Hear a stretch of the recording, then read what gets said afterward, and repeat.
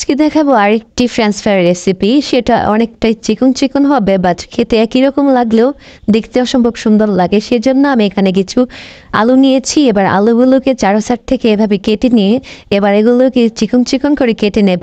চাইলে এই কাজটা গ্রেটার দিয়েও করা যায়, তো আমার কাছে সময় ছিল সেজন্য আমি হাত দিয়ে ভালোভাবে চাকুর সাহায্যে কেটে নিলাম আর কি। এগুলোকে কিছু সময় ধরে পানির মধ্যে ভালোভাবে ধুয়ে নেব।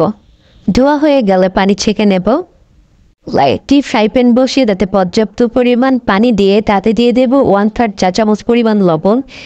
5 মিনিট সময় ধরে এগুলোকে এবার হালকাভাবে সিদ্ধ করে নেব।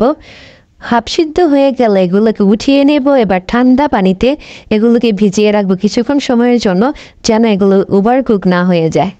কিছুক্ষণ পর এগুলোকে উঠিয়ে নিয়ে এবার একটি কিচেন টাওয়ালের সাহায্যে পানিগুলো ভালোভাবে নিংড়িয়ে নেব। পানি যেন গায়ে গায়ে না লেগে থাকে, সেজন্য পরিষ্কার একটি কাপড় দিয়ে এগুলো থেকে পানিগুলো ভালোভাবে চুষে নেওয়ার মতো ব্যবস্থা করে দেব। এই কাজটা ফ্যান দিয়েও করা যায়, বাট একটু সময় লাগবে, সেজন্য আমি একটি কিচেন টাওয়ালের সাহায্যে পানিগুলো ভালোভাবে মুছে নিচ্ছি।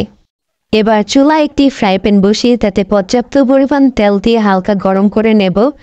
তার উপরে এবার রেডি করা যে চিকেন ফ্রেঞ্চ ফ্রাইগুলো আছে এগুলো দিয়ে দেব। এগুলোকে এবার 8 মিনিট সময় ধরে হালকা আঁচে এগুলোকে ভেজে নেব। ভেজার পর তুলে নেব। এগুলোকে 30 মিনিট সময় ধরে ঠান্ডা করে নিয়ে তারপর সেকেন্ড বারের মতো আবার এগুলোকে ফ্রাই করে নেব।